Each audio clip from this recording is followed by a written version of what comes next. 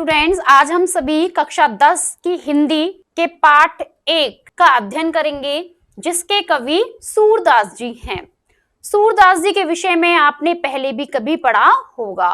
हमने अभी तक ये जाना है कि सूरदास जी श्री कृष्ण के भक्त माने जाते हैं और उनकी रचनाओं का मुख्य विषय कृष्ण की भक्ति ही रहा है। तो स्टूडेंट्स, आज हम सभी अब कक्षा 10 की विषय हिंदी के पाठ 1, जिसके रचयिता सूरदास जी हैं, हम उनका अध्ययन करेंगे। चूंकि हम काव्य खंड का अध्ययन करने जा रहे हैं, इसलिए हम सबसे पहले कठिन शब्दों की ओर ध्यान देते हैं। इस पाठ के कठिन शब्दार्थ हम पढ़ लेते हैं। बड़भागी एक शब्द होता है जिसका अर्थ भाग्यवान होता है। अपरस शब्द का अर्थ नीरस अथवा अछूता होता है। तगा शब्द का अर्थ धागा अथवा बंधन होता है। आधार शब्द का अर्थ आधार होता है, जिसे हम सहारा भी कह सकते हैं। आवन शब्द का अर्थ आगमन होता है। तो वहीं व्यथा शब्द का अर्थ व्यथा होता है। व्यथा का मतलब पीड़ा भी होता है। कुछ और शब्दों की ओर ध्यान देते हैं। हुति शब्द का अर्थ है थी। करी शब्द का अर्थ भोगा होता है। व्याधि शब्द का अर्थ रोग होता है। सु शब्द का अर्थ वह होता है। जकरी रटती रहती हैं। उत शब्द का अर्थ उधर से या वहां होता है। कुछ और शब्दार्थों की ओर ध्यान देते हैं। तिन्ही शब्द का अर्थ उनको होता है। पठाए शब्द का अर्थ भेजा होता है। डोलत धाए, दो शब्द हैं डोलत धाए, जिनका अर्थ घूमते फिरते होता है। पाहिए शब्द का अर्थ पालिंगी होता है। परागी शब्द का अर्थ मुग्ध होना होता है। मुग्ध होना, मोहित होना, इसका अर्थ होता है। फेर एक शब्द है। फेर शब्द का अर्थ फिर से होता है। स्टूडेंट्स, इस चैप्टर के कवि हैं सूरदास। तो चैप्टर को पढ़ने से पहले, इसमें संकलित पदों का अर्थ करने से पहले हम सूरदास जी के जीवन के विषय में कुछ पढ़ते हैं। सूरदास जी आप इस पिक्चर में देख पा रहे हैं, वो श्री कृष्ण के परम भक्त थे। तो सूरदास जी का जन्म सन 1478 में माना जाता है। विद्यार्थियों, आप देख रहे होंगे माना जाता है, इसका तात्पर्य हुआ है कि हमें सही जानकारी नहीं है, सही आंकड़े हमें प्राप्त नहीं हैं। 1478 में इनका जन्म माना जाता है और इनके जन्म के विषय में दो मान्यताएं प्रचलित हैं। तो हम देखते हैं कि एक मान्यता के अनुसार इनका जन्म मथुरा के निकट रुनकता, जिसे हम रेणुका कह सकते हैं, क्षेत्र में हुआ है। तो वहीं दूसरी मान्यता के अनुसार इनका जन्म स्थान दिल्ली के पास सीही में माना जाता है। महाप्रभु वल्लभाचार्य के ये शिष्य सूरदास अष्टछाप के कवियों में सर्वाधिक प्रसिद्ध हुए हैं। वे मथुरा और वृंदावन के बीच गौ घाट पर रहते थे। सूरदास जी के जन्म स्थान के बारे में मतभेद है, तो यहाँ पर हमने दोनों ही मान्यताओं से आपको अवगत करा दिया है। एक मान्यता के अनुसार इनका जन्म मथुरा के निकट रुनकता में माना जाता है, तो वहीं दूसरी मान्यता के अनुसार इनका जन्म दिल्ली के निकट सीही में माना जाता है। इनके गुरु का नाम वल्लभाचार्य था। तो वल्लभाचार्य ने 8 कवियों की रचनाओं को संकलित किया, जिसे अष्टछाप कहा गया है। उन 8 ही कवियों में सूरदास जी सर्वाधिक लोकप्रिय हुए हैं। आगे देखते हैं। और श्रीनाथ जी के मंदिर में ये भजन कीर्तन भी किया करते थे। सन 1583 में पारसोली में इनका निधन हुआ है। उनके 3 ग्रंथ हैं, सूरसागर, साहित्य लहरी और सूरसारावली। इनमें से सूरसागर सर्वाधिक लोकप्रिय हुआ है।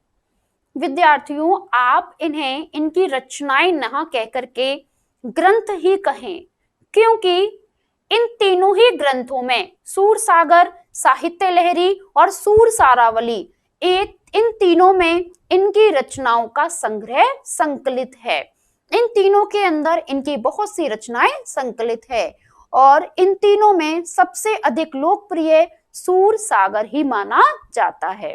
खेती और पशुपालन वाले भारतीय समाज का दैनिक अंतरंग चित्र और मनुष्य की स्वाभाविक वृत्तियों का चित्रण सूर की कविता में मिलता है। सूर वात्सल्य और श्रृंगार के श्रेष्ठ कवि माने जाते हैं। कृष्ण और गोपियों का प्रेम सहज मानवीय प्रेम की प्रतिष्ठा करता है। तो यहाँ सूर को वात्सल्य और श्रृंगार का श्रेष्ठ कवि माना जाता है।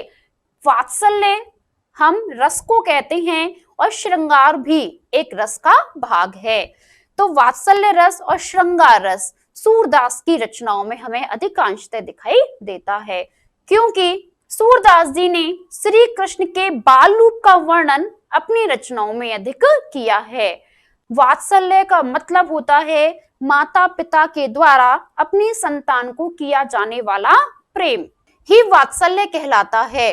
तो श्री कृष्ण के बाल रूप का वर्णन करते हुए उन्होंने वात्सल्य रस को दर्शाया है, तो वहीं उनकी सौंदर्यता का विस्तृत वर्णन करते हुए उन्होंने श्रृंगार रस का भी अधिकाधिक प्रयोग किया है। यहाँ पर कृष्ण और गोपियों के प्रेम के विषय में भी इन्होंने बताया है। सूर ने मानव प्रेम की गौरव गाथा के माध्यम से सामान्य मनुष्यों को हीनता बोध से मुक्त किया है, उनमें जीने की ललक पैदा की है। उनकी कविता में ब्रज भाषा का निखरा हुआ रूप है। वह चली आ रही लोक गीतों की परंपरा की श्रेष्ठ कड़ी है। यहाँ सूरसागर के भ्रमर गीत से 4 पद लिए गए हैं। तो विद्यार्थियों, हम अभी तक सूरदास जी के जीवन का अध्ययन कर रहे थे। सूरदास जी का जन्म, उनका स्थान, उनकी रचनाओं के विषय में। अब हम आगे बढ़ते हैं। सूरदास जी के भ्रमर गीत से यहाँ 4 पद दिए जा रहे हैं। अब हम अपने पाठ के बारे में समझते हैं। हमारे इस अध्याय में 4 पद दिए जा रहे हैं, जो कि सूरसागर नामक ग्रंथ से लिए गए हैं। कृष्ण ने मथुरा जाने के बाद स्वयं न लौटकर उद्धव के जरिए ही गोपियों के पास संदेश भेजा था। उद्धव ने निर्गुण ब्रह्म एवं योग का उपदेश देकर गोपियों की विरह वेदना को शांत करने का प्रयास किया था। तो भ्रमर गीत से यहाँ 4 पद दिए जा रहे हैं। विद्यार्थियों, इस गीत का नाम भ्रमर गीत क्यों रखा गया है? भ्रमर का मतलब होता है भंवरा। भ्रमर का मतलब होता है भंवरा।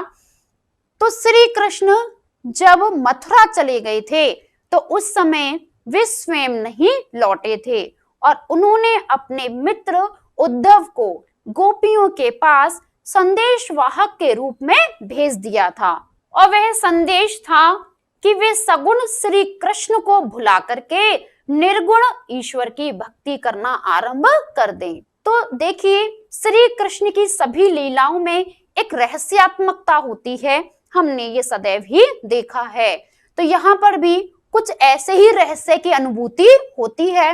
उद्धव काफी समय तक मथुरा में श्री कृष्ण के पास रहे थे, लेकिन उन्हें श्री कृष्ण के रूप के प्रति आकर्षण नहीं हुआ और ना ही कोई प्रेम भाव जागृत हुआ था। यह देख करके उन्हें प्रेम की अनुभूति कराने के उद्देश्य से श्री कृष्ण ने उद्धव को गोपियों के पास निर्गुण भक्ति धारा का संदेश लेकर के भेजा था। लेकिन उद्धव जो हैं, वह जब गोपियों को वो संदेश सुनाने लगते हैं तो उसी बगीचे में एक भंवरा आ जाता है। तो इसीलिए इस गीत का नाम भ्रमर गीत रख दिया गया है। तो उद्धव गोपियों को निर्गुण ब्रह्म का संदेश सुना करके उनकी विरह की वेदना को शांत करने का प्रयास करते हैं। गोपियां ज्ञान मार्ग की बजाय प्रेम मार्ग को पसंद करती थीं। उन्हें उद्धव के ये योग संदेश अच्छे नहीं लगते हैं क्योंकि वे तो प्रेम मार्ग को पसंद किया करती थी। इस कारण उन्हें उद्धव का शुष्क संदेश पसंद नहीं आया। उन्हें वे संदेश शुष्क क्यों लगा? क्योंकि उसमें प्रेम रस का अभाव था।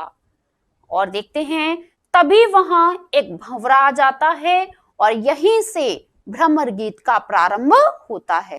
गोपियों ने भ्रमर के बहाने उद्धव पर व्यंग बाण छोड़े हैं।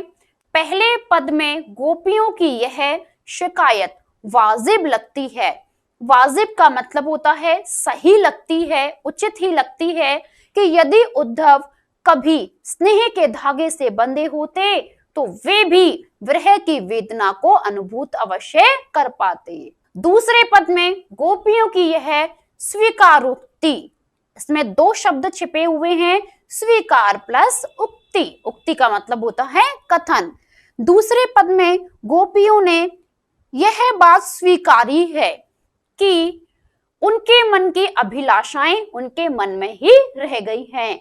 अभिलाषाएं हम इच्छाओं को कहते हैं। गोपियों ने यह कहा है कि हमारे मन की जो इच्छाएं थी अथवा अभिलाषाएं थी वे हमारे मन में ही रह गई हैं अथवा पूरी नहीं हो सकी हैं। कृष्ण के प्रति उनके प्रेम की गहराई को अभिव्यक्त भी करती हैं। तीसरे पद में हम देखेंगे कि वे उद्धव की योग साधना को कड़वी ककड़ी के जैसा बता करके अपने एकनिष्ठ प्रेम में दृढ़ विश्वास प्रकट करती हैं। और चौथे पद में उद्धव को वे ताना मारती हैं कि कृष्ण ने अब राजनीति पढ़ ली है। अंत में गोपियों के द्वारा उद्धव को राजधर्म प्रजा का हित होता है, इस विषय में याद दिलाई जाती है। सूरदास की लोक धर्मिता को दर्शाता है। विद्यार्थियों, अब हम यहाँ हमारे पाठ्य पुस्तक में संकलित इस प्रथम अध्याय के 4 पदों का अध्ययन करने जा रहे हैं। पहला पद, ऊधो तुम हो अति बड़भागी। ऊधो तुम हो अति बड़भागी, अपरस रहत सनेह तगाते, नाहिन मन अनुरागी। पुर इनि पात रहत जल भीतर, तारस देहना दागी। ज्यों जल महा तेल की गागरी, बूंद न ताको लागी। प्रीति नदी में पाँव ना बोरियो, दृष्टि ना रूप परागी। सूरदास अबला हम भूरी, गुर चाटी ज्यों पागी। इस पद का हम अर्थ देखते हैं और अर्थ करने से पहले एक बार पंक्तियों को दोहरा लेते हैं। पंक्तियां थी, ऊधो तुम हो अति बड़भागी, अपरस रहत सने तगाते, नाहिन मन अनुरागी। पुर इनि पात रहत जल भीतर, तारस देहना दागी। इन पंक्तियों का अर्थ देखते हैं।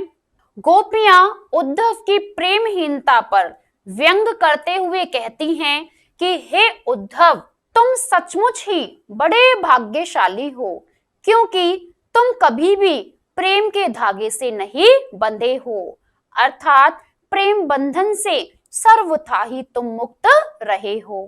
तुम प्रेम बंधन से उसी प्रकार सर्वथा मुक्त रहते हो जैसे कि कमल का पत्ता हमेशा जल में रहता है, लेकिन उस पर जल का एक भी दाग नहीं लग पाता है, अर्थात उस पर जल की बूंद भी नहीं ठहर पाती है।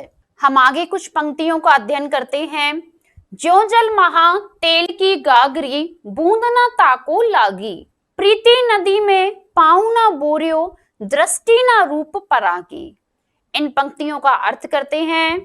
तेल की मटकी को जल के भीतर डुबाने पर भी उस पर जल की एक भी बूंद नहीं ठहरती है, उसी प्रकार तुम भी प्रेम रूपी कृष्ण के पास हमेशा रहते हुए भी कभी भी उनसे प्रेम नहीं करते थे। उनके प्रभाव से हमेशा मुक्त बने रहते हो।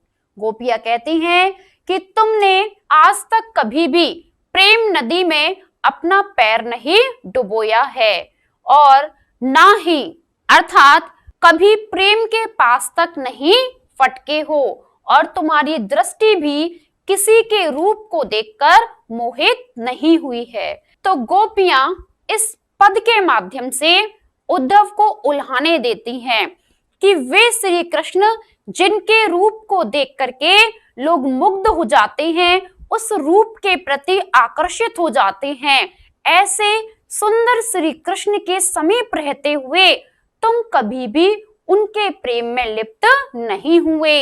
तुम्हारी स्थिति तो एक ऐसे व्यक्ति जैसी है जैसे कोई प्रेम रूपी नदी में नजदीक रहते हुए भी उस पर कभी भी पैर नहीं डुबोता है।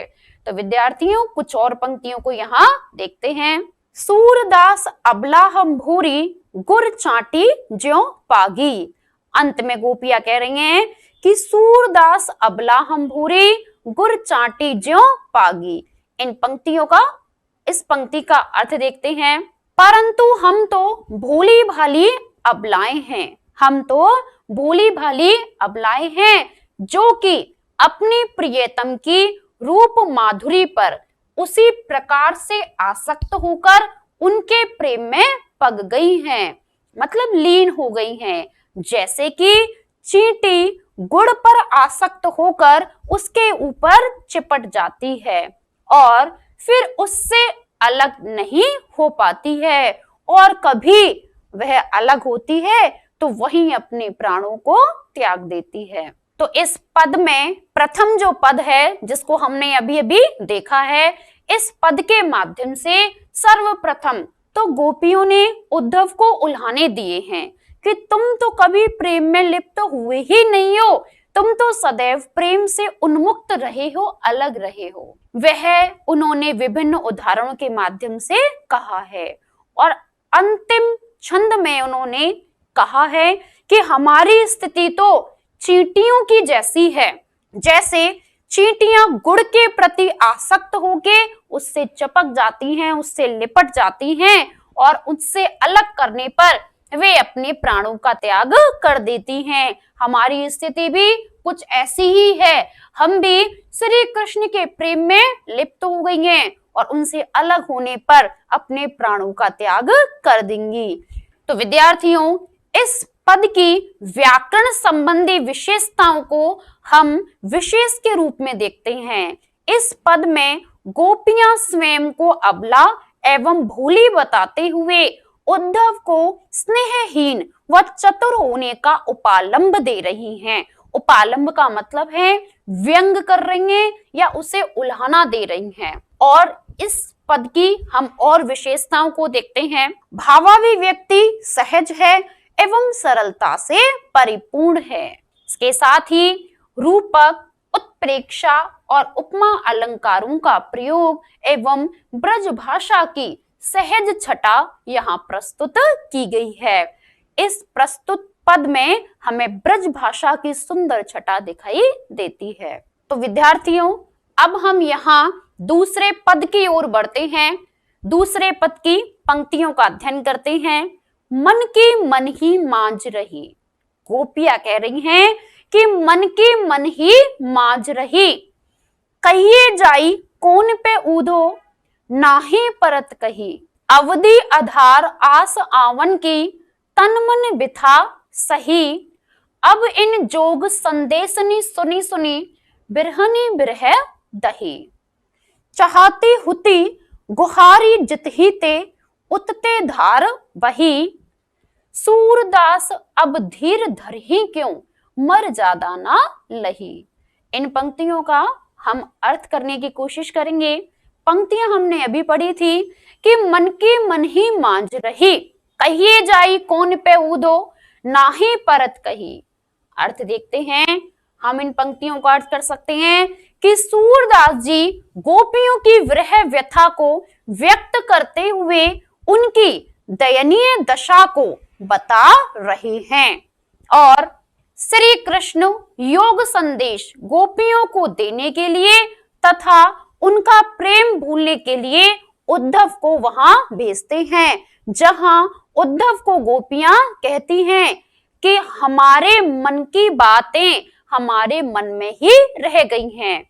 इसका तात्पर्य होता है कि हमारे मन की जो इच्छाएं अथवा अभिलाषाएं थी वे पूर्ण नहीं हो सकी हैं, वो हमारे मन में ही रह गई हैं। आगे देखते हैं, क्योंकि हम तो श्री कृष्ण को अपने हृदय का प्रेम व्यक्त कर पाते और उससे पहले ही वे हमें छोड़ करके चले गए। तो विद्यार्थियों, आप समझ गए कि गोपियों की कौन सी इच्छा अथवा अभिलाषा उनकी मन में ही रह गई है। इसका उत्तर क्या होगा?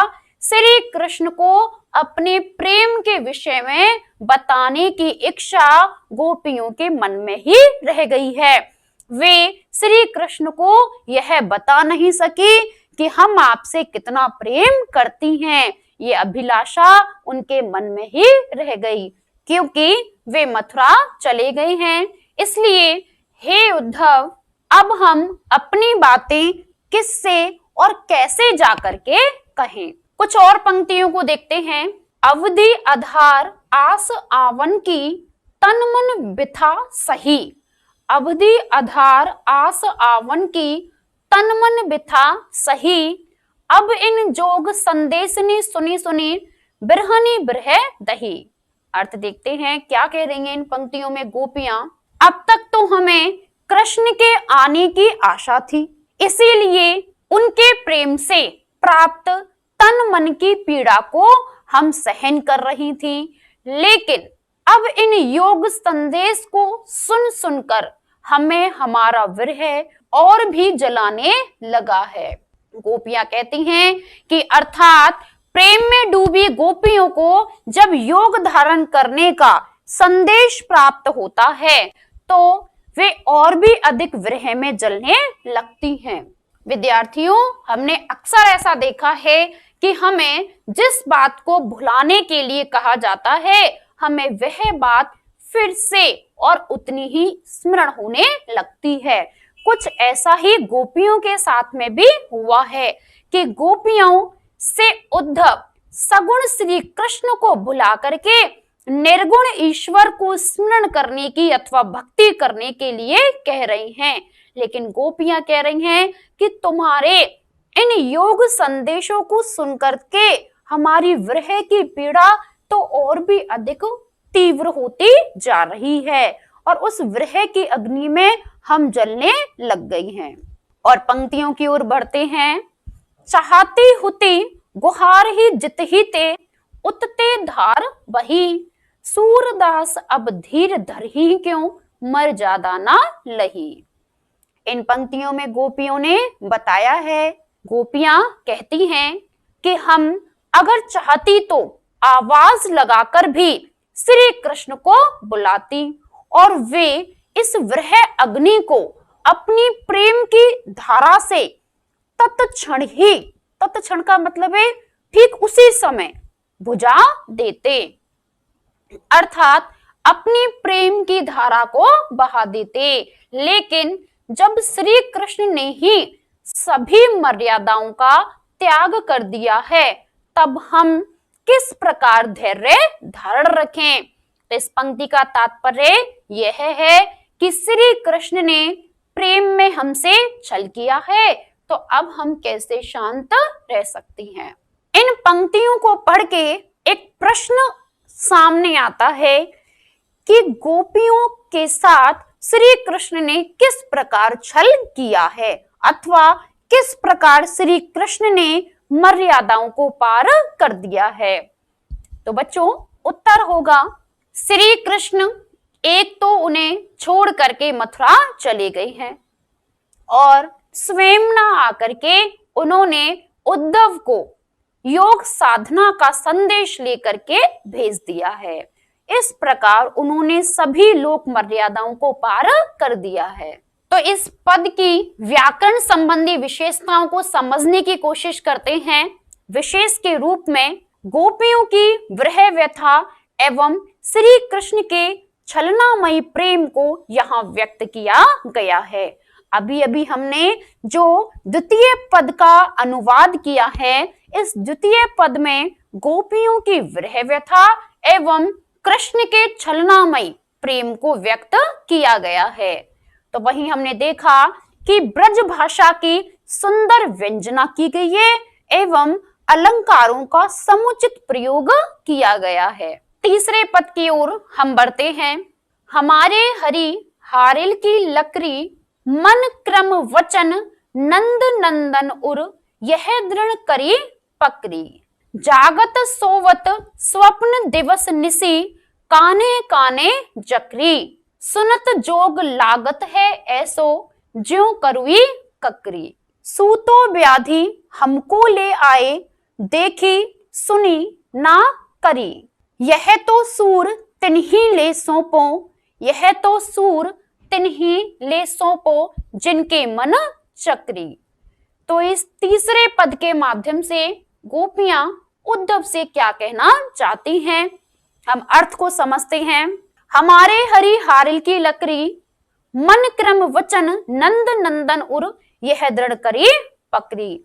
तो प्रथम दो पंक्तियों का अर्थ हम देखते हैं। कृष्ण के प्रति अपने दृढ़ प्रेम का वर्णन करती हुई गोपियां उद्धव से कहती हैं कि हे उद्धव, हमारे लिए तो कृष्ण हारिल पक्षी की लकड़ी के समान हैं। अर्थात जिस प्रकार हारिल पक्षी हर समय अपने पंजों में एक लकड़ी या तिनके को पकड़े रहता है, उसी प्रकार हम भी निरंतर अपने श्री कृष्ण का ध्यान करती रहती हैं। हमने मन वचन और कर्म से नंद नंदन रूपी लकड़ी को अर्थात कृष्ण के रूप और उनकी स्मृति को अपने मन द्वारा कसकर पकड़ लिया है। विद्यार्थियों, हारिल पक्षी हम किसे कहते हैं? हारिल पक्षी को हम हरियल तोते के नाम से भी जानते हैं। इस पक्षी की एक विशेषता होती है कि यह पक्षी सदैव ही हर समय हर परिस्थिति में होते हुए भी अपने पंजों में सदैव एक लकड़ी के टुकड़े को दबाए रखता है। तो गोपियां अपने प्रेम को, अपनी भक्ति भावना को दर्शाने के लिए हारिल पक्षी के माध्यम से कहती हैं कि जिस प्रकार हारिल पक्षी अपने पंजों में सदैव एक लकड़ी के टुकड़े को दबाए रखता है, उसी प्रकार हमने भी श्री कृष्ण को अपने हृदय में धारण कर लिया है। और पंक्तियों की ओर आगे बढ़ते हैं। जागत सोवत स्वप्न दिवस निसी काने काने जकरी।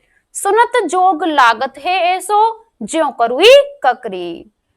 तो इन पंक्तियों में गोपियां कहती हैं, अब उसे हमसे कोई भी नहीं छुड़ा सकता है, उस लकड़ी को हमसे कोई भी नहीं छुड़ा सकता है। अर्थात श्री कृष्ण की भक्ति भावना को हमसे कोई नहीं छीन सकता है। हमारा मन जागते हुए सोते हुए चाहे किसी भी दिशा में क्यों ना हो, वह हमेशा ही कृष्ण कृष्ण की रट लगाए रहता है, अर्थात उन्हीं का ध्यान करता रहता है।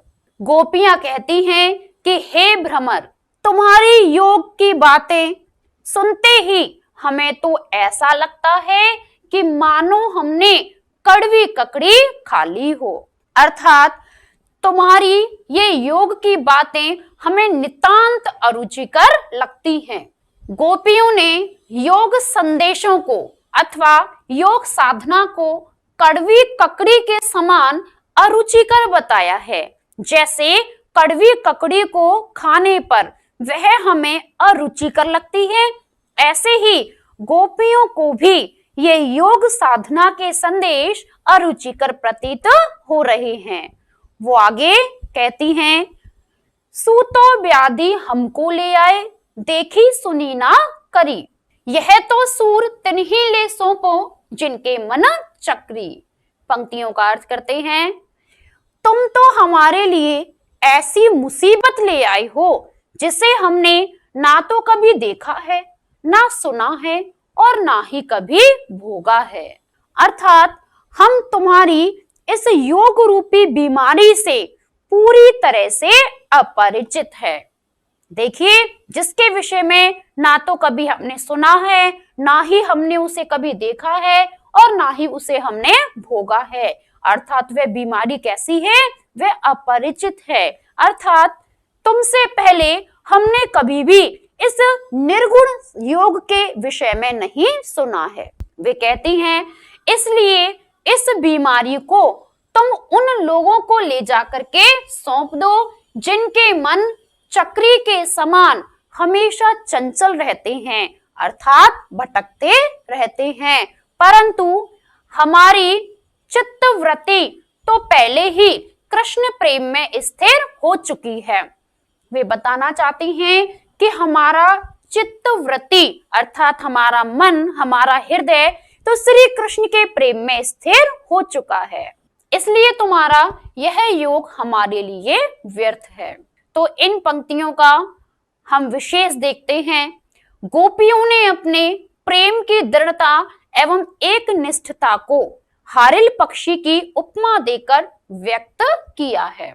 ब्रज भाषा का प्रयोग तथा रूपक उपमा अलंकार की छटा दर्शनीय है। हमें इस पद में रूपक तथा उपमा अलंकार का प्रयोग दिखाई दे रहा है। साथ ही विरह में डूबी गोपियों की सहज भावाभिव्यक्ति का यहाँ वर्णन किया गया है। हम अपने चौथे पद की ओर आगे बढ़ते हैं और इस अध्याय का यह अंतिम पद है। हरि है राजनीति पढ़ी आए।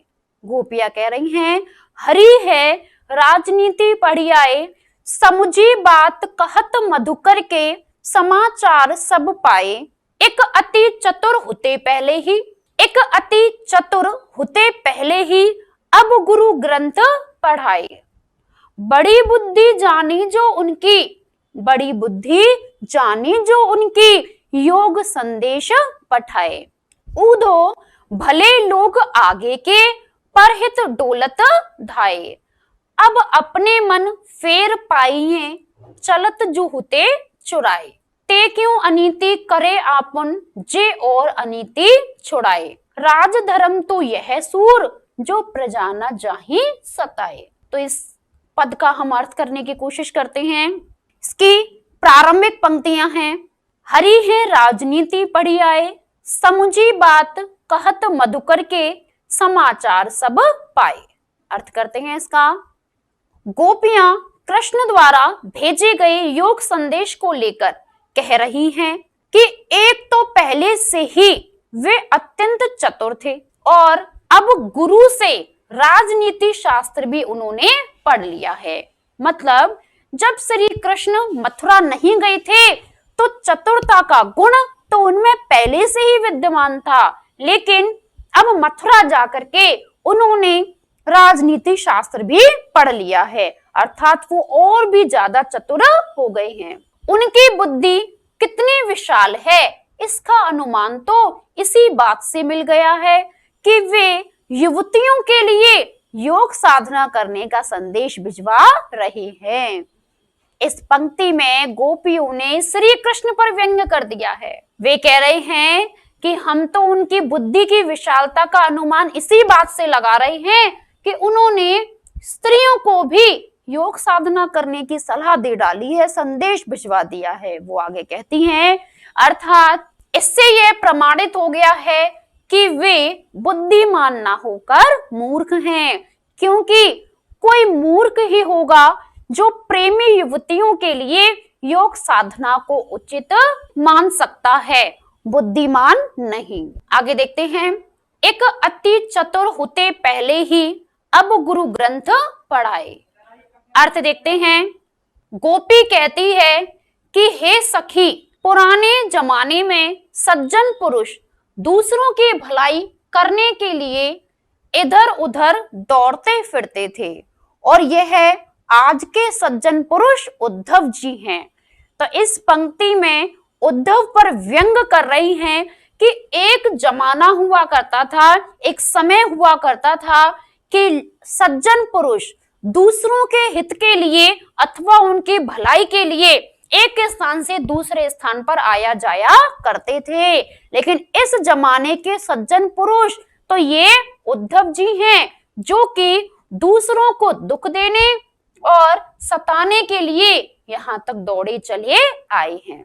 तो उद्धव किनको दुख देने के लिए आए हैं? गोपियों को दुख देने के लिए आए हैं। वो निर्गुण भक्ति का संदेश देकर गोपियों को दुखी ही कर रही हैं। आगे पंक्तियों की ओर बढ़ते हैं। बड़ी बुद्धि जानी जो उनकी, जोग संदेश पठाए, ऊदो भले लोग आगे के, पर हित डोलत धाए। अब अपने मन फेर पाहिए, चलत जू हुते चुराए। अर्थ करते हैं, गोपियां कह रही हैं कि हम तो केवल इतना ही चाहती हैं कि हमें हमारा मन फिर से मिल जाए, जिसे कृष्ण यहाँ से जाते समय चुपचाप चुरा करके अपने साथ ले गए थे। वो कहती हैं, परंतु कृष्ण जैसे लोगों से ऐसे न्यायपूर्ण कार्य की आशा कैसे की जा सकती है? अर्थात हमारी रीति तो कृष्ण से प्रेम करने की थी, लेकिन कृष्ण चाहते हैं कि हम अपनी इस रीति को त्याग कर उनसे प्रेम करना छोड़ दें और योग साधना को अपना लें। इसी पद की अंतिम पंक्तियों की ओर बढ़ते हैं। पंक्तियां हैं, ते क्यों अनीति करे आपुन, जे और अनीति छुड़ाए। राज धर्म तो यह सूर, जो प्रजा न जाहि सताए। इसका अर्थ देखते हैं। गोपियां कहती हैं कि यह उनका सरासर अन्याय है। गोपियां कहती हैं कि यह तो श्री कृष्ण का पूर्णतः अन्याय है। सूरदास के वर्णनानुसार गोपियां कहने लगी कि सच्चा राजधर्म तो उसी को माना गया है जिसके अंतर्गत प्रजाजनों को कभी भी सताया ना जाए। अर्थात कृष्ण अपना स्वार्थ साधने के लिए हमारे सुख चैन को हमसे छीनकर हमें दुखी करने का प्रयास कर रहे हैं। वे कहती हैं कि यह उनकी उसी कुटिल राजनीति का ही एक अंग है। विद्यार्थियों, यहाँ राजधर्म शब्द से तात्पर्य है राजा का धर्म, और एक राजा का धर्म होता है कि उसके राज्य में सभी प्रजाजन खुश रहें, प्रसन्न बने रहें। लेकिन इस समय श्री कृष्ण मथुरा के राजा हैं, लेकिन उनके राज्य में गोपियां प्रसन्न नहीं हैं, क्योंकि वे श्री कृष्ण की विरह की अग्नि के कारण दुखी हो रही हैं, प्रताड़ित की जा रही हैं, और इस समय तो उन्हें योग साधना के संदेश भी भेज दिए गए हैं। इसीलिए गोपियां कह रही हैं कि श्री कृष्ण अपने राजा के होने का धर्म नहीं निभा रहे हैं, वो राजधर्म का पालन नहीं कर रहे हैं। इस पद के व्याकरण संबंधी विशेषताओं को देखते हैं। विशेष के रूप में इस पद में गोपियों के वाक चातुर्य की प्रस्तुति है। तो प्यारे विद्यार्थियों, वाक चातुर्य का मतलब होता है वाणी की चतुरता। वाक शब्द हम वाणी को कहते हैं और चातुर्य का अर्थ होता है चतुरता। तो इस पूरे शब्द का अर्थ हुआ वाणी की चतुरता। गोपियों ने किस चालाकी से श्री कृष्ण पर व्यंग किए हैं, यह उनकी वाक चातुर्यता को दर्शाता है, जिसमें वे अपने मन को कृष्ण से वापस चाहती हैं। सेकंड देखते हैं, ब्रज भाषा की सुंदर प्रस्तुति एवं भावों की सरलता यहाँ व्यक्त हुई है। रूपक अलंकार एवं गेयता प्रस्तुत है। गेयता का अर्थ है गायन, मतलब इन पदों को हम गा भी सकते हैं, इसीलिए इसमें गेयता का गुण अथवा गायन शैली हमें दिखाई देती है।